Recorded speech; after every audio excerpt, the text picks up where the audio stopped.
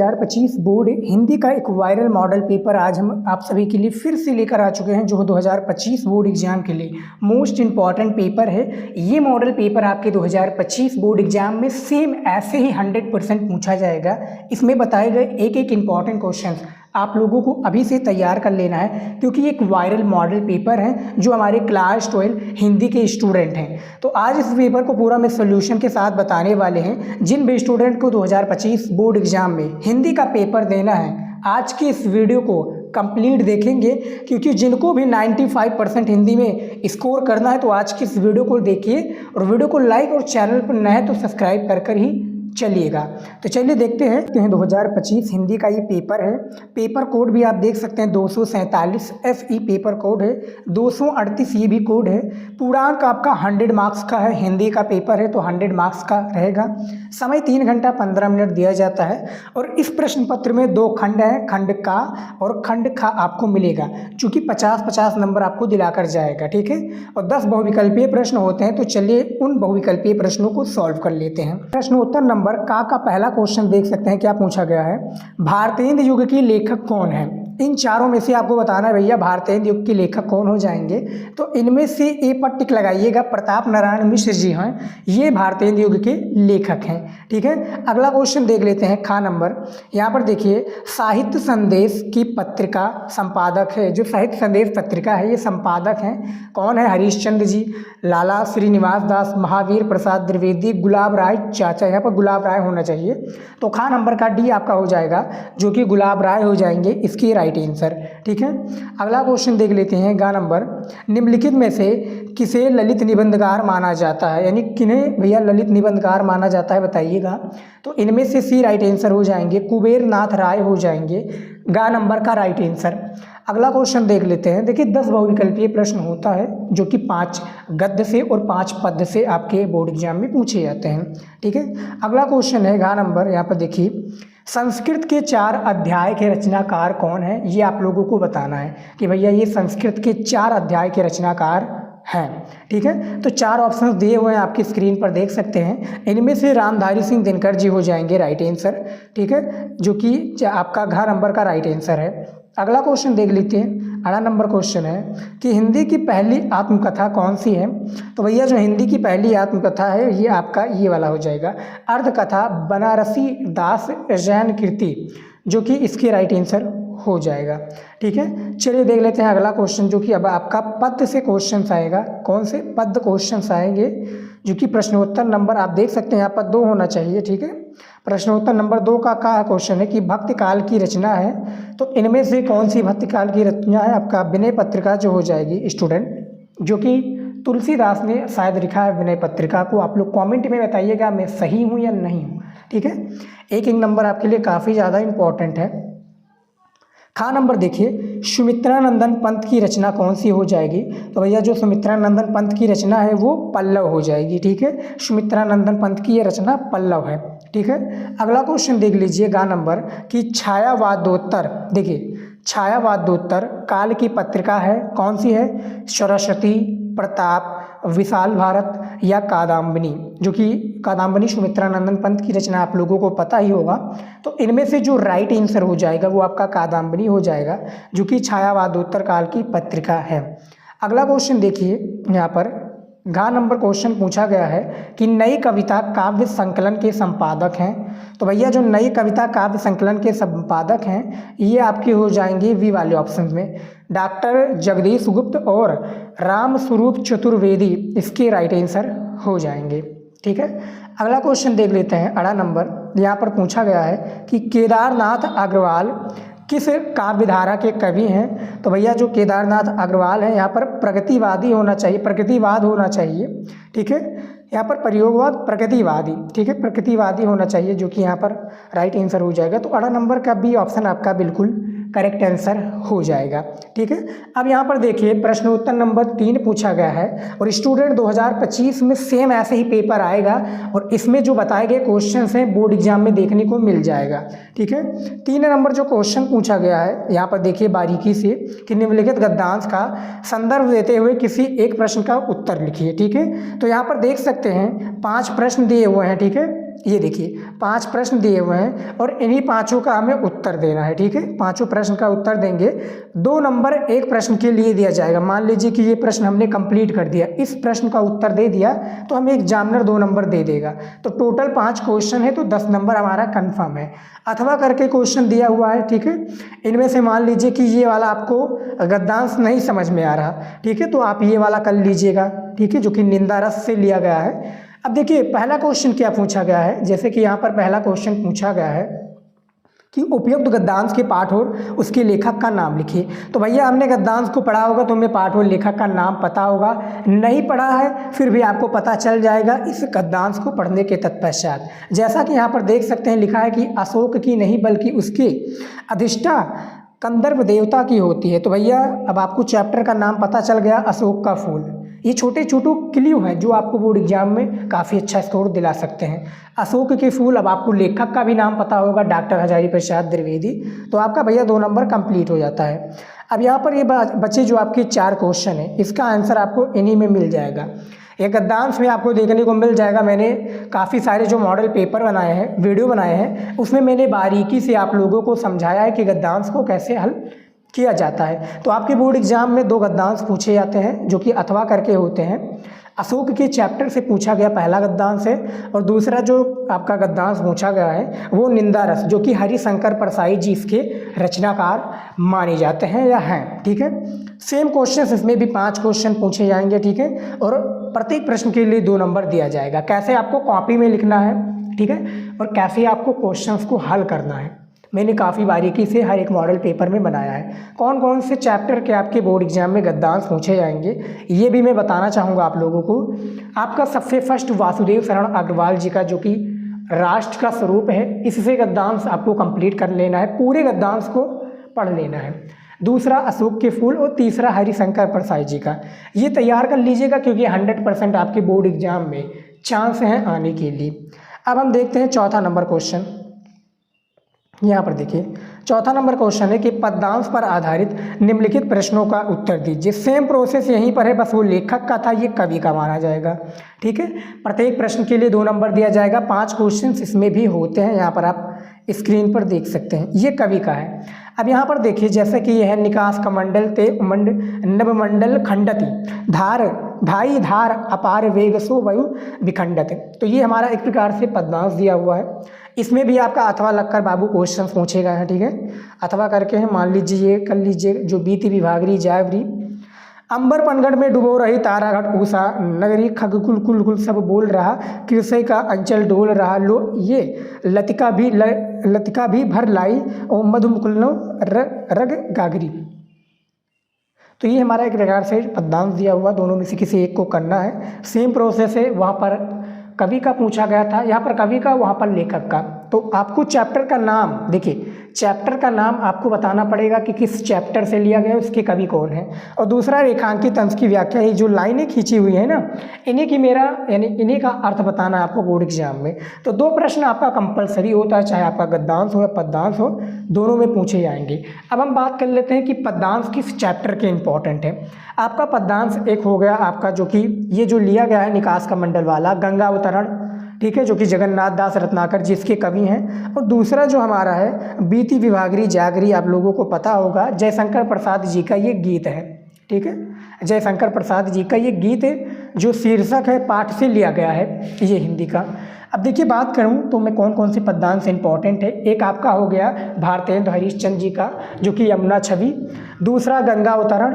तीसरा महादेवी वर्मा जी का गीत और जयशंकर प्रसाद जी का गीत। और चौथा आपका बापू के प्रति। ये आप तैयार कर लोगे तो बोर्ड एग्जाम में आपका 10 नंबर बिल्कुल पक्का हो जाएगा, जो कि बहुत ही ज़्यादा इंपॉर्टेंट है। और हमने गद्यांश पद्यांश का वीडियो ऑलरेडी चैनल पर बना दिया है कि किस तरह से आप लोगों को हिंदी का गद्यांश और पद्यांश बोर्ड की कॉपी में लिखना है और कैसे बिना पढ़े भी आसानी से आप लोग हल कर सकते हैं गद्यांश और पद्यांश को।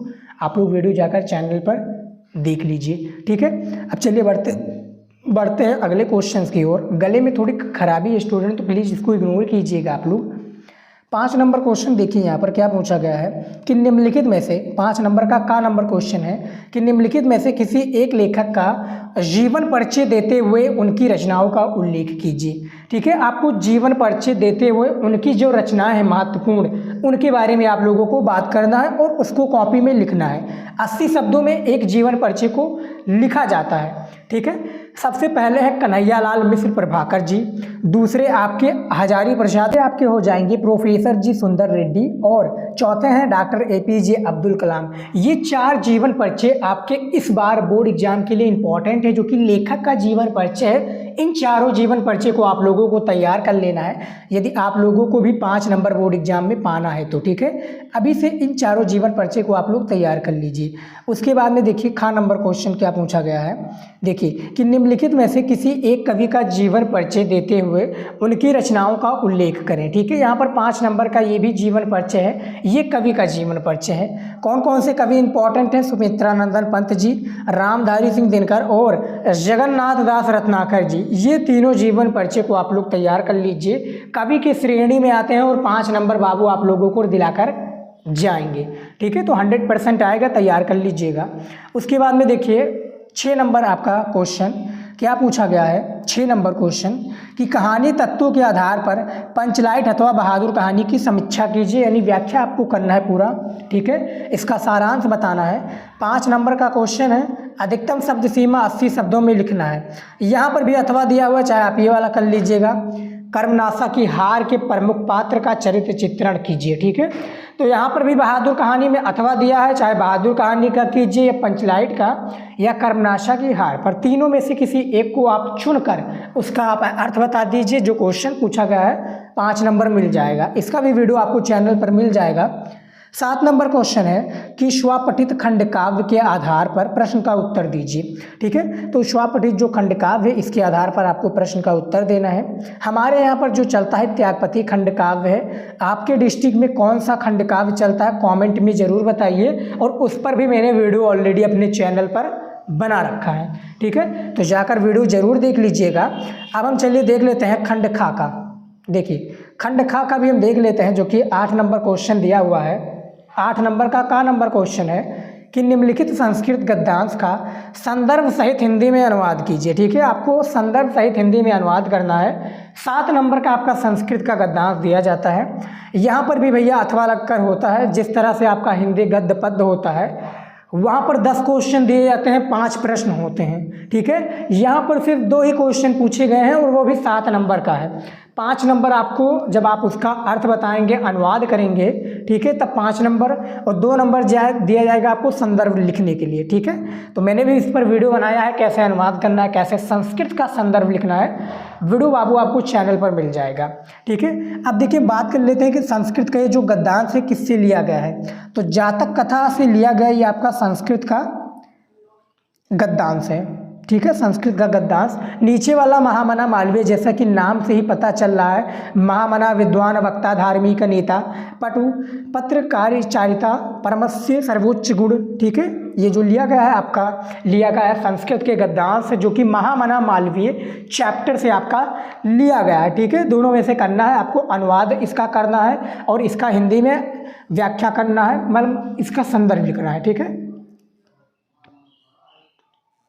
खा नंबर में देखिए कि निम्नलिखित श्लोक का हिंदी का संदर्भ अनुवाद कीजिए। यानी यहाँ पर श्लोक पूछा गया, जिस तरह से वहाँ पर पद्यांश पूछा जाता था, इसको आप संस्कृत का पद्यांश कह सकते हैं। ठीक है, ये भी आपके बोर्ड एग्जाम में कितने नंबर का? 7 नंबर का होता है।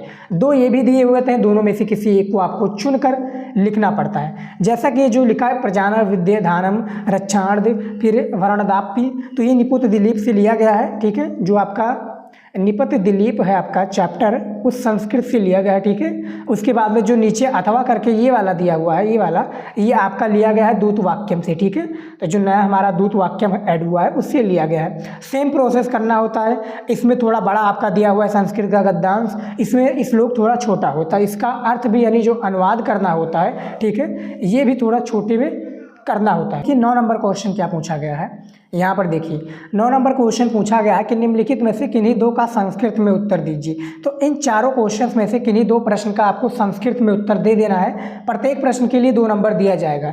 और जो मैंने चैप्टर आपको बताया है, पंडित महामना मालवीय, भाषा व महत्वम, संस्कृत भाषा महत्वम, पंचशील सिद्धांता, जातक कथा, इन्हीं चैप्टर से आपके बोर्ड एग्जाम में ये संस्कृत का पूरा आपका आता है प्रश्न। ठीक है, इसको भी तैयार कर लीजिएगा। 10 नंबर क्वेश्चन में देखिए क्या पूछा गया है, करुण रस अथवा हास रस का स्थायी भाव के साथ उनकी परिभाषा उदाहरण सहित लिखिए। ठीक है, 2 नंबर का ये भी है, अथवा करके लिखा है जैसा कि यहाँ पर आप देख सकते हैं। ठीक है, या उत्प्रेक्षा अलंकार, रूपक अलंकार का उदाहरण सहित परिभाषा लिखिए। छंद अथवा रोला छंद का लक्षण एवं उदाहरण लिखिए। तो रस छंद अलंकार, जो रस छंद अलंकार है, इस पर मैंने ऑलरेडी वीडियो बनाया हुआ है, जाकर आप लोग देख लीजिएगा। ठीक है, अभी जल्द ही वीडियो बनाया है। उसके बाद में देखिए 11 नंबर क्वेश्चन कि निम्नलिखित में से किसी एक विषय पर निबंध लिखिए। ठीक है, जनसंख्या वृद्धि समस्या समाधान, विज्ञान वरदान या अभिशाप, पर्यावरण प्रदूषण की समस्या और आतंकवाद का कारण निवारण, भारतीय समाज और नारी, किन्हीं एक का करना है, जिनके लिए दोनों आपको 9 नंबर एग्जामिनर देगा एक निबंध को लिखने के लिए। 250 शब्दों में इसका निबंध लिखना इतना आसान आप लोगों के लिए नहीं होने वाला। ठीक है, अब यहाँ पर देखिए 12 नंबर का नंबर क्वेश्चन पूछा गया है, संध विच्छेद से है। 3 क्वेश्चन पूछे जाते हैं, 1-1 नंबर का प्रत्येक प्रश्न होता है। जैसा कि यहाँ पर क्वेश्चन पूछा गया है का नंबर का कि सैनम का संधि विच्छेद क्या हो जाएगा, तो आपका से धन अनम हो जाएगा। इनमें से का नंबर का आ राइट आंसर हो जाएगा। फिर यहाँ पर पवित्रम का संधि विच्छेद क्या हो जाएगा, आपका आ नंबर हो जाएगा। पोधन इत्रम हो जाएगा पवित्रम का सही संधि विच्छेद। तीसरा क्वेश्चन है नैनम का संधि विच्छेद क्या हो जाएगा, तो आपका निधन अनम हो जाएगा, यानी तीनों का आपका आ वाला राइट आंसर हो जाएगा। समास के 2 क्वेश्चन पूछे जाते हैं, 1-1 नंबर का 2 प्रत्येक क्वेश्चन होता है। पीताम्बरम में समास कौन सा है आप लोग बताइएगा, तो इनमें से कर्मधारण समास आपका राइट आंसर हो जाएगा। कुपुत्र में आपका कौन सा समास आएगा, तो वो आपका कर्मधारण समास आएगा, यानी दोनों में कर्मधारण समास। 13 नंबर क्वेश्चन पूछा गया है कि श्रीमती शब्द में प्रत्यय कौन सा है, तो आपका मतुप हो जाएगा, यानी आ वाला राइट आंसर। उसके बाद में देखिए नित्वा शब्द में प्रत्यय कौन सा हो जाएगा, तो आपका सा हो जाएगा कत्वा, जो कि प्रत्यय भी 2 और समास भी 2, लेकिन संधि विच्छेद आपका 3 प्रश्न 1-1 नंबर का होता है। अब देखिए यहाँ पर खा नंबर कि रेखांकित पदों में से किसी एक पद में विभक्ति तथा संबंधित नियम लिखिए। ठीक है, आपको विभक्ति लिखना है, उसके संबंधित नियम के बारे में जानकारी देना है। जैसा कि ये वाला हम कर देते हैं, पहला वाला। ठीक है, जिसके लिए 2 नंबर देगा, तो ग्राम परिदा उपवन संधि, यानी गाँव के सब और क्या है, उपवन है। तो जो बेसिकली क्वेश्चन पूछा गया, जैसे कि पहले वाला हमने बता दिया कि ग्राम परिदा उपवन संधि, यानी गाँव के सब और उपवन है। यहाँ पर क्या पूछा गया, विभक्ति। विभक्त आपका द्वितीय हो जाएगा। ठीक है, पहले नंबर क्वेश्चन का राइट आंसर में। इसका नियम यानी सूत्र क्या हो जाएगा, तो अभिता परता समया निक्सा हा प्रतियोगी, इसका सूत्र हो जाएगा। ठीक है, अभिता परता समया निक्सा हा प्रतियोगी। ठीक है, तो 2 नंबर आपको इसमें मिल जाएगा। मैंने इसके बारे में डिटेल में बता दिया आपको मॉडल पेपर की वीडियोज में। और ये जो पेपर है मैं आप लोगों को दे दूंगा, आप इंस्टाग्राम पर मैसेज कीजिए या चैनल व्हाट्सएप चैनल ज्वाइन कर लीजिए, टेलीग्राम पर भी ज्वाइन कर लीजिए, ये मैं पेपर आपको दे दूंगा। तो इन तीनों में से किसी एक को करना था। 14 नंबर क्वेश्चन पूछा गया है कि किसी बैंक के शाखा प्रबंधक को निजी कंप्यूटर प्रशिक्षण केंद्र के संस्थापन हेतु तो ऋण प्राप्ति के लिए आवेदन पत्र लिखिए। यानी भैया कर्जा लेना है, लोन लेना है, तो उसके लिए पत्र लिखना है। ये नया टॉपिक ऐड हुआ है जो हमारे साहित्यिक हिंदी के स्टूडेंट हैं। 8 नंबर का आपका एक बोर्ड एग्जाम में पत्र लेखन पूछा जाता है। अब इसमें देखिए अथवा करके पूछा गया है, चाहे आप नीचे वाला कर लीजिएगा कि आपका एक मित्र क्या है भैया शिमला में रहता है, आप उसके आमंत्रण पर ग्रीष्म अवकाश में वहाँ गए थे, प्राकृतिक सौंदर्य का खूब आनंद उठाया था, घर वापस लौटने पर कृतज्ञता व्यक्त करते हुए मित्र को पत्र लिखिए। तो दोनों में से किसी एक को करना है, 8 नंबर दिया जाएगा। तो आप लोग स्टूडेंट देख सकते हैं पूरा मॉडल हिंदी का मॉडल पेपर सॉल्व कर दिया है। ये मॉडल पेपर चाहिए तो वीडियो में आपको मैंने बताया कैसे मिल जाएगा। आई होप कि आज का वीडियो पसंद आए, लाइक ज़रूर कीजिएगा। मिलते हैं नेक्स्ट वीडियो में। जय हिंद।